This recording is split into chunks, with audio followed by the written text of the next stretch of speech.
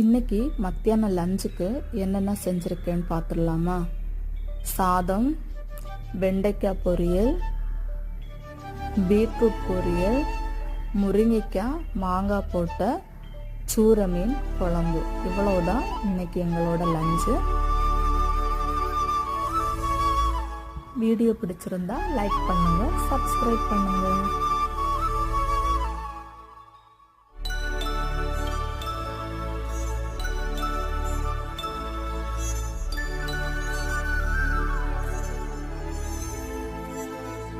மலர்களே மலர்களே இது என்ன கனவா?